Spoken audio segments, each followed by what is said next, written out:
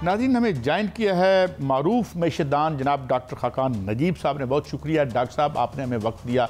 यूँ तो ये अच्छा और ख़ुशी मनाने का वक्त है कि $7 बिलियन की फैसिलिटी एक्सटेंड होगी, $5 बिलियन हम कमर्शियल बैंक से लेंगे। तो अब प्रैग्मेटिकली तो ये बड़ी अच्छी बात है कि हमने अवॉइड कर ली एक सिचुएशन। मगर हम और हमारे उस्ताद जो थे, अब तो वो नहीं रहे क्लासिकल, वो कहा करते थे कि ये जो अरेंजमेंट है ये एक निस्बतन छोटे बुरान को हम मुलतवी करते हैं आने वाले दिनों के लिए। अब 11.5% पे ले गए हम बैंक से। तो sir, is this the solution और परमानेंटली हम इस विशियस सर्कल में रहेंगे या can we get out of it? Doctor साहब। So काजी साहब, you could not have put it better. Pakistan ने एक वक्त बाय किया है, पाकिस्तान को एक स्पेस मिल गई है। IMF की इंगेजमेंट ने डिफ़ॉल्ट का ख़तरा, हमारे एक्सटर्नल $26 अरब जो जमा करने हैं उसमें मदद की है। बायलैटरल कंट्रीज़ ने रोल ओवर्स कर दिए हैं। अब आपके पास एक ग्राउंड है और इसके साथ साथ एक स्टेबिलिटी सी शॉर्ट रन की आ गई है, जिसका मतलब है अफरात ज़र नीचे जा रही है, बैरूनी खसारा संभल गया है, रुपए की कदर मुस्तहकम है, पॉलिसी रेट नीचे आ रहा है। अब इस रूम को आप कैसे यूज़ करते हैं, और ये बिलीव कीजिए कि आज भी पाकिस्तान की जो बिज़नेस एनवायरनमेंट है वो डिफ़िकल्ट है, गवर्नेंस कमज़ोर है, आउटसाइज्ड एक रोल ऑफ स्टेट है बहुत बड़ा जो हिंडर कर रहा है इन्वेस्टमेंट को। हमारा जो बड़ा लो है कंपेयर टू हमारी जो पीयर कंट्रीज़ हैं, जो इन्वेस्टमेंट टू GDP रेशियो है, टैक्स बेस नैरो है, और जो फेयरनेस है टैक्स के निज़ाम में कि एग्रीकल्चर वाला कम देता है और आपकी सैलरी से ज़्यादा कटता है, वो आज भी कायम है।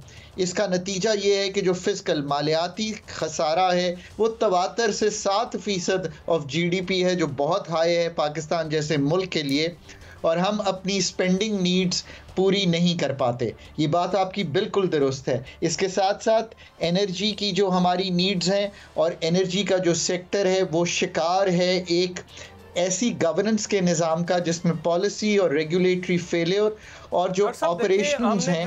सर, हमने जो कर्जा लिया है, अभी जो प्रोग्राम शुरू हुआ है ये 5% पे शरह सूद पे हुआ है। जो दोस्त मालिक हमें अरेंजमेंट करेंगे वो भी शरह सूद हाई होगा।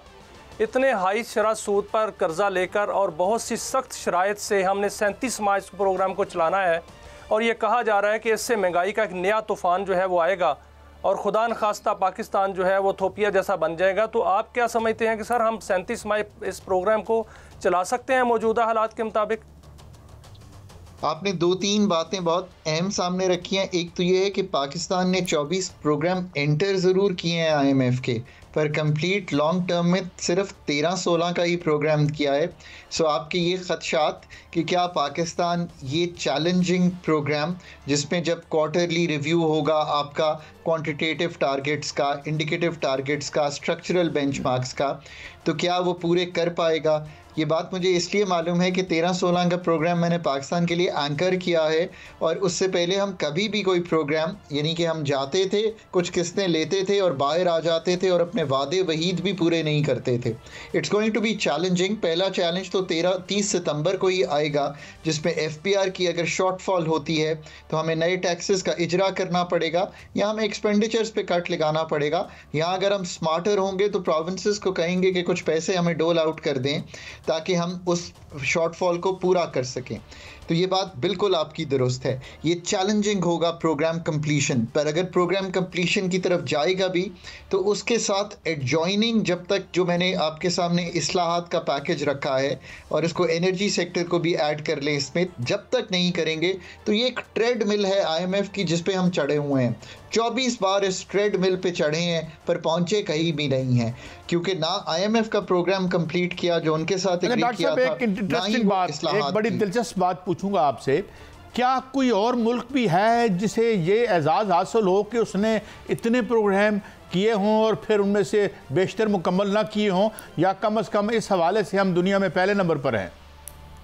आई थिंक अर्जेंटीना एक ऐसा मुल्क है जिसने बहुत से प्रोग्राम्स किए हैं और इस तरह I think we are behind them. I think probably हम सेकंड होंगे आईएमएफ के क्लाइंट जो इतना ज़्यादा आईएमएफ के पास गए हैं। 77 साल हिस्ट्री में अगर आप आईसीयू के डॉक्टर के साथ 24 दफ़ा इंगेज होंगे, मेरे अब्बा की उम्र 93 साल की है, वो ज़िंदगी में एक दफ़ा आईसीयू गए हैं और अब भी ख़ुद ज़िंदगी में अपने काम करने की कोशिश करते हैं। तो healthy life is like a healthy economy. So अगर हेल्दी इकॉनमी को चलाएंगे, अब भी वक्त मिल गया है, थोड़ी सी ग्रोथ भी शुरू हुई है। तो डॉक्टर साहब, आपको क्या महंगाई कम होती हुई नज़र आ रही है या महंगाई बढ़ती हुई और बेरोज़गारी बढ़ती हुई नज़र आ रही है? So the good news for the people of Pakistan is कि जो महंगाई का जो बड़ा जो रेला था वो 2023 में 2024 में 29 और 24% ग्रोथ की सूरत में गुजर गया है। ये साल शायद 12-13% पे होगा। इसका मतलब ये है कि अगर आपका चैनल GNN आप दोनों की सैलरी 15% बढ़ाता है और अफरात ज़र 12% होती है तो आपकी एक्चुअल कुव्वत ख़रीद बढ़ जाएगी। सो उस सेंस में ये इतना मुश्किल नहीं है। आपने ये भी देखा कि अगर रुपए में इस्तेहकाम आया तो थोड़ी सी पेट्रोलियम प्राइसेस भी दुनिया की भी नीचे गई, वो भी नीचे आई। अगर वो 6 माह बाद होती है तो हम बहुत डॉक्टर साहब एक और सवाल, चूंकि वक्त कम है। डॉक्टर साहब, ये डिक्टम तो मान लिया कि government has no business to do business, लेकिन ये जो पॉलिटिक्स और बिजनेस का नेक्सस हुआ है और जो राइज ऑफ कार्टल्स हुआ है, मैं मिसाल देता हूँ, आपने अपने हाउसिंग को प्राइवेटाइज किया, कब्जा ग्रुप निकल आया। आपने जो डाउन साइज किया और डीरेगुलेट किया पेट्रोल को, तो आपको IPPs का माफिया या कार्टल्स आ गए। तो वो जो तमाम असूल और वो जो ज़रिए असूल और जिनके बताया गया था कि ये अच्छे नतीजे निकलेंगे, उनमें से तो डॉक्टर साहब एक भी यहाँ नहीं निकला। कारी साहब, आपने एक क्रिटिकल पॉइंट सामने रखा है। It is only half of the story जो कि पूरा पाकिस्तान बोल रहा है कि जी प्राइवेट सेक्टर को दें, government has no business. This is not the right story. The right story is कि कार्टेल्स ना बने तो आपको कंपेटिटिव मार्केट्स बनानी है, यानी कि कंपटीशन कायम करना है।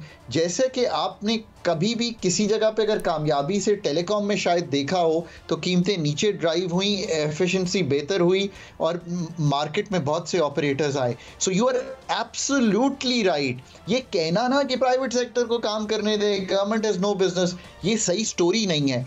प्राइवेट सेक्टर मोनोपोलीज या private sector cartels are worse than government sector monopolies. वज़ीर ख़ज़ाना कह रहे हैं कि नॉन फाइलर को हमने ख़त्म कर दिया है। अगर नॉन फाइलर जो है वो ख़त्म हो जाते हैं तो इकॉनमी जो है वो उसकी सूरत हाल क्या होगी?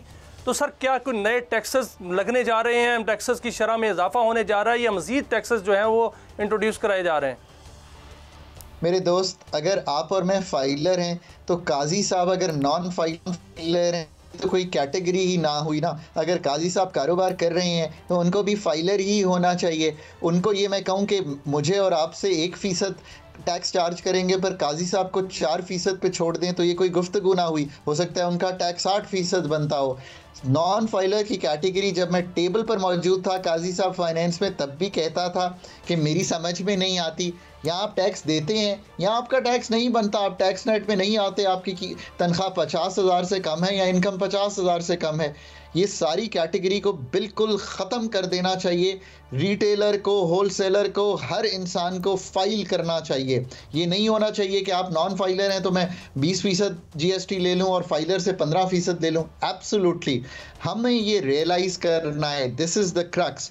FBR और PRAs जो प्रोविंशियल अथॉरिटीज़ हैं, ये टैक्स कलेक्ट करेंगे तो हम रुपया कमाएंगे। मैं पूछ रहा था कि मिनी बजट आ रहा है, नए टैक्सेस लग रहे हैं जी।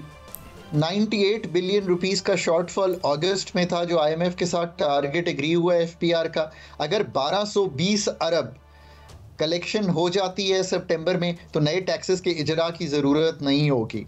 अगर ये कलेक्शन शॉर्ट रहती है और 100-150 अरब रुपए का शॉर्टफॉल बन जाता है, जो कि लग रहा है इनिशियल एस्टिमेट्स में कि बन जाएगा पहले क्वार्टर का, तो हमें नए टैक्सेस का इजरा करना पड़ेगा। पर ये सादा गुफ्तगू है। डीपर गुफ्तगू ये है कि PSDP से या प्रोविंसेस को कहिए कि 100-150 अरब रुपया जो है वो अपने बजट्स में से काट कर फंड कर दें इस वक्त फेडरल गवर्नमेंट को, ताकि नए टैक्सेस ना लगाने पड़े।